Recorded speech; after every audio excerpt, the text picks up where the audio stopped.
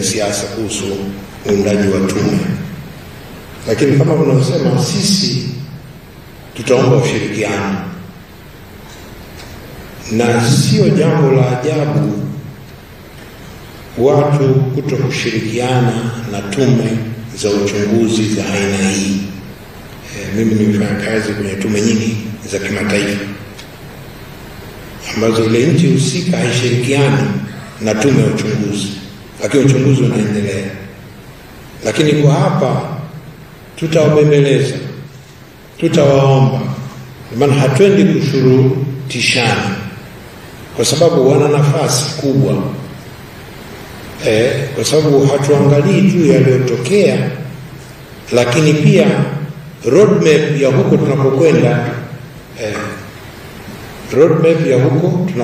na moja katika adili zetu tumeombwa tupendekeze hatua za kuweza kuimarisha na kufikia huko, kutoka tutakachogundua na huku Tanzania ambayo salama, amani, mambo ya katiba mpya au katiba inayopendekezwa na kadhalika. Kwa hiyo kwenye ile process, ni process gani, wakati gani? Kwa hiyo sisi tutaomba ushirikiano, tutaomba ushirikiano kwa kila mtu, hata aliyekataa tutamwomba, sio mara moja, hata mara tatu tutamwomba, tushirikiane naye. La pili, root causes. Kweli tukio kweli ni la siku 3 tulioambiwa, lakini tuna kabisa kwenye root cause analysis lazima urudi nyuma, tena nyuma sana. Kwa hiyo tutarudi nyuma huko. Kwa hiyo tutakuwa pamoja kwenye kubaini root causes.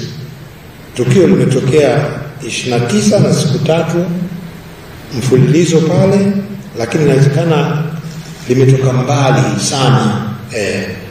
Turudi huko nyuma, tusaidiane pamoja kuwa na root causes, kwa sababu mjadala baadaye utakuja tuongelee hizo root causes, tunazi unroot vipi.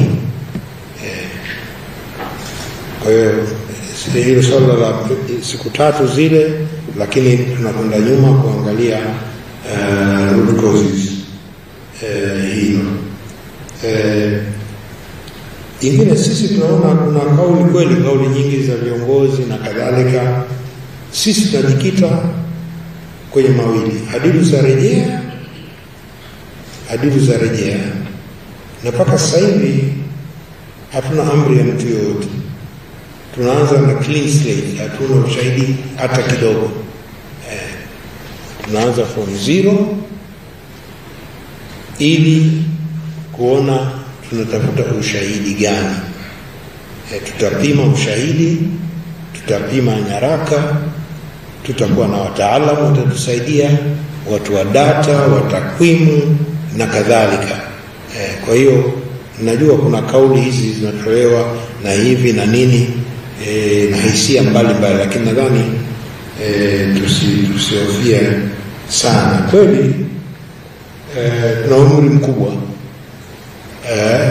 mkubwa, lakini umri pia unakwenda na uzoefu.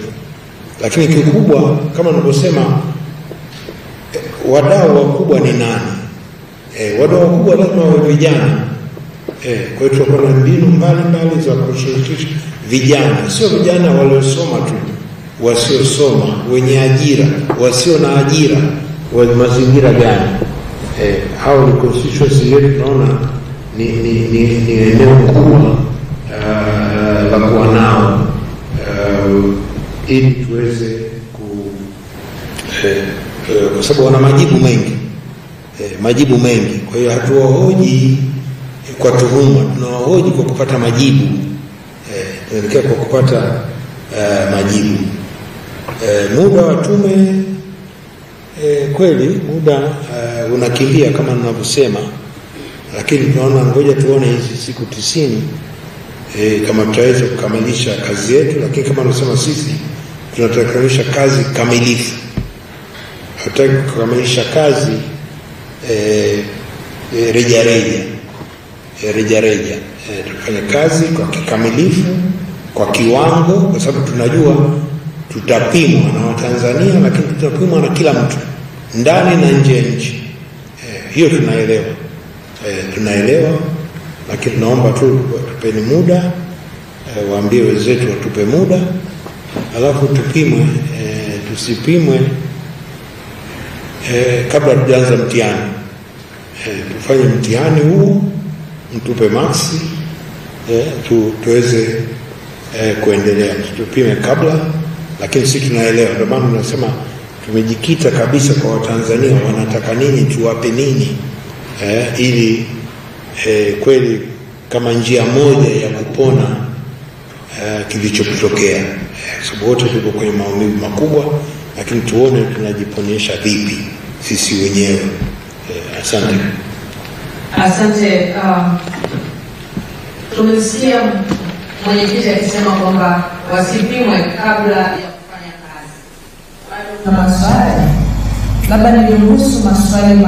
Tulipokea maswali, mimi ni muumini wa jenda, tanisamehe sana, kwamba tulipokea maswali matatu kutoka kwa kina kaka. Tupate swali kutoka kwa wanadada wawili au watatu, na tutamalizia na kwako Suleiman. Asante. Karibu.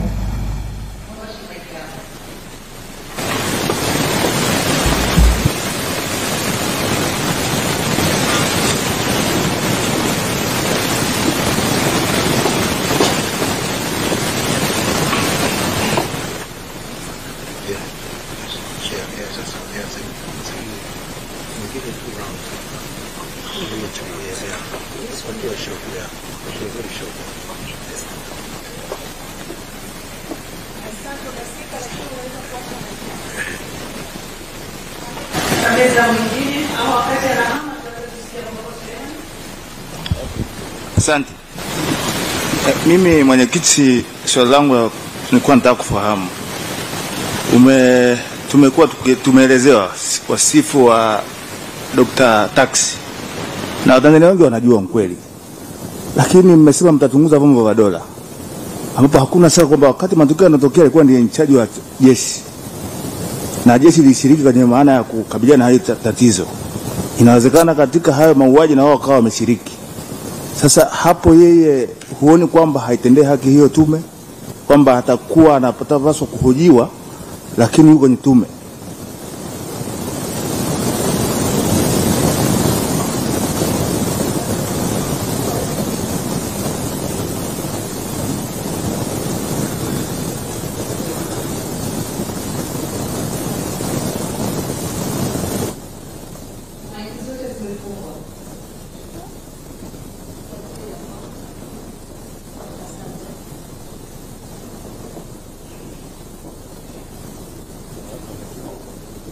Asante.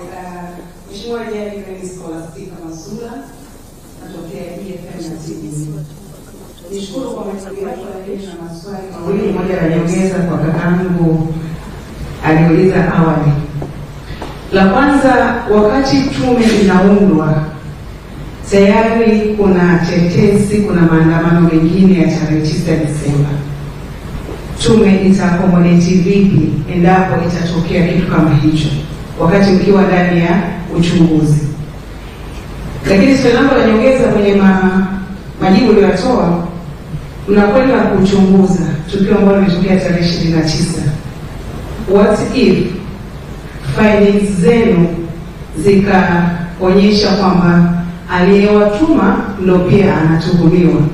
Je, mnahakikishia vipi wa Tanzania kwamba itakuwa ni tume huru hata kwa kutoa majibu yasiyotakikana kusikika? Asante sana.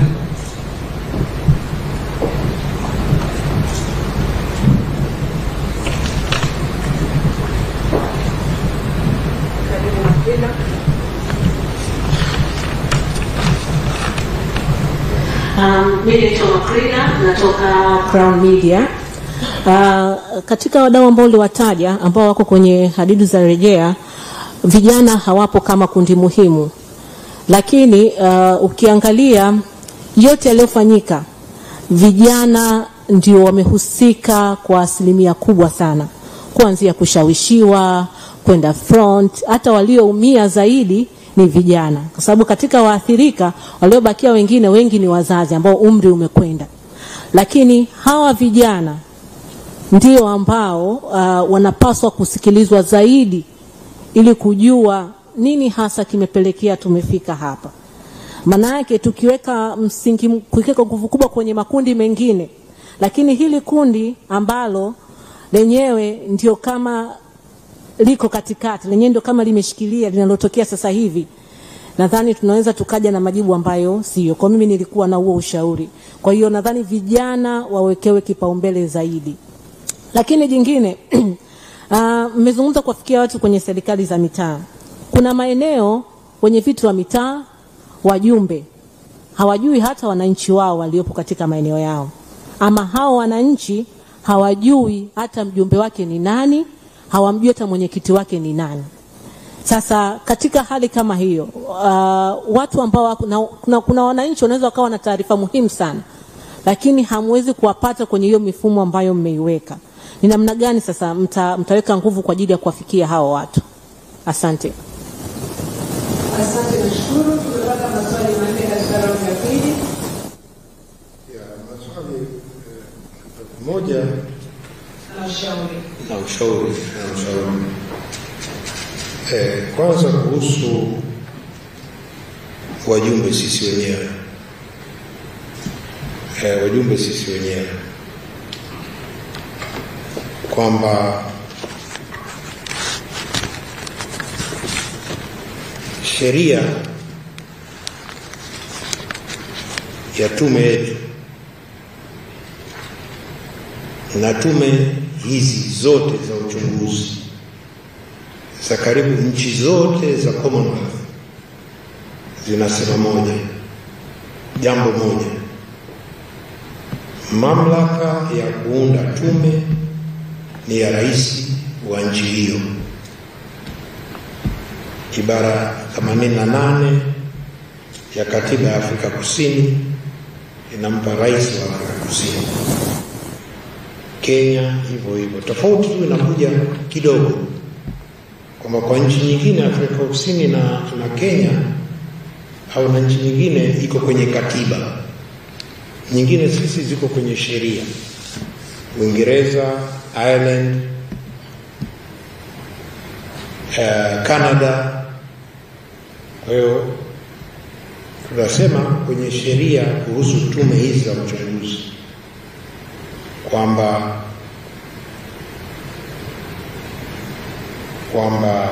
mamlaka ya kuunda tume ni mamlaka ya executive, unless sheria itasema vinginevyo. Nchi chache pia rais na bunge bila mamlaka ya kuunda tume, na inampa discretion yule anayeunda kuiunda kwa vigezo ambavyo yeye anaona inafaa. Kama mimi ndio nilikuwa muundaji tume, labda ningeunda tofauti na wajumbe tofauti. Kwa hiyo kila mmoja tutakuwa na maoni kwa nini yule kiongozi wa dini hakuwako, kijana hakuwako, lakini mamlaka ya kuunda tume ni ya yule head of the executive, na kwa vigezo ambavyo ataona inafaa. Na anaunda tume kwa mazingira ambayo anaona inafaa. Sisi tumeundwa chini ya kifungu cha 3 kwenye jambo ambalo ni public concern, ndio sheria inasema. Kwa hiyo ameona kama public concern tuunde tume. Lakini jambo la pili ambalo nimezungumzia na tunalikuta kwenye tume nyingi ni swala la conflict of interest. Conflict of interest kuna njia nyingi za kuikwepa ikitokea au kama ipo, na kuna passive na actual conflict of interest. Sisi mahakamani tunajua, ndio maana jaji unaambiwa naomba ujitoe, na mara nyingine jaji anasema sijitoi, naendelea kwa sababu sina conflict. Kwa hiyo tunao vigezo hivi. Tukiona mjumbe wote ana conflict of interest, tutamwomba ajitoe, mwenyewe anaweza kujitoa, haina neno. Haina neno. Lakini nyingine muelewe kwamba ndio maana nasema tume hii ni ya kisheria. Wote tumekula kiapo. Tumekula kiapo. kwa dini zetu, kwa imani zetu. Pia hiyo ina guarantee uhuru wetu. Uhuru wetu. Kama tunasema tunaanza kazi bila mabrasha, bila sinikizo la mtu yoyote. La mtu yoyote. Na tutajikita kwenye ushahidi ambao tunaridhika nao. Tutatee ushahidi wa kweli, tutaupima na tutanini. Kama mtu tunakwenda njia gani, tutasema tumeelewa. Alafu ripoti yetu itakuja, itaonyesha. Kwa sababu sisi tutapendekeza. Kwa sababu ripoti kwa jambo kama hili, nadhani ripoti of course ni ya mamlaka, lakini pendekezo letu kwamba iwe ripoti ambayo itapatikana kwa umma kwa jambo ambalo linawahusu. Kwa hiyo hilo la nini siwasumbue sana, kuna njia zake, tunajua namna ya kuweza kudili nayo hiyo kifika. Disemba 9 bahati mbaya haiko tume. Tuna kitu tunaita muda wa kufanya kazi. Muda wa kufanya kazi, kitu ambacho tunachochunguza ni tarehe 29 na siku chache baada ya pale, zile siku 3 tunaweza kurudi nyuma. Tunaweza kurudi nyuma, lakini kama ina connection na mbele tutaangalia. Lakini tarehe 9 ikitokea, imetokea, labda kama ina uhusiano tutaona, kwa sababu iko ndani ya 90. Labda root causes labda zitakwenda huko pia kutuonyesha part of the root cause na nini, tutaangalia, lakini hatufungwi na hilo. Tunakubaliana kabisa na ushauri vijana. Kwa vijana ndio kiini.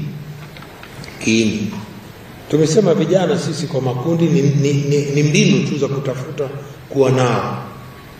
Kuwa nao, tunawahoji vipi moja mmoja, nini, kama tumesema watu wote walohusika, waloshiriki. Ukisema husika sasa inawezekana labda jinai, waloshiriki. Waloshiriki mengi bila makosa au na makosa, wote waloshiriki tutakuwa nao. Vijana wengine hawakushiriki tutakuwa nao. Ndio maana tunasema tutakwenda mikoa ambayo pia kuna vijana lakini hawakushiriki. Kwa nini? Lazima twende undani zaidi. Twende undani zaidi kujua hawa vijana wenzetu. Na tunakubali Tanzania asilimia kubwa ndio vijana. Ndio vijana.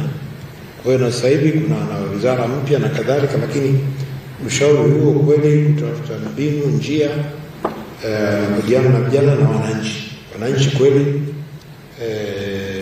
Tunafanya mikutano ya hadhara na wananchi kuweza pia kupata na wao wanani. Kwa hiyo kama tunasema hatufungu.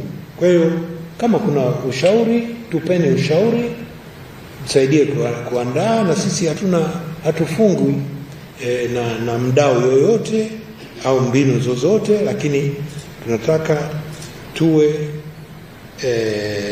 tushuke chini kabisa.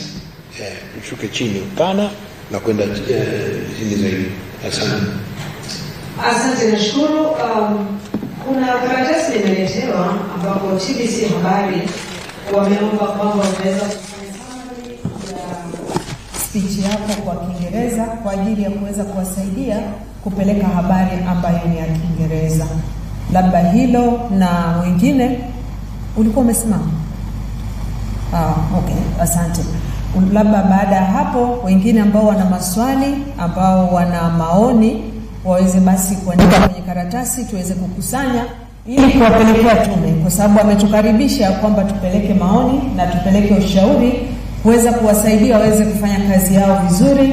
Lakini kubwa zaidi ni kwamba tuhakikishe kwamba tunayoyapeleka sio yale ya kuharibu uchunguzi, bali ya kuweza kuhakikisha kwamba uchunguzi unafanyika kwa kina kama alivyoahidi mwenyewe kwa mwenyekiti.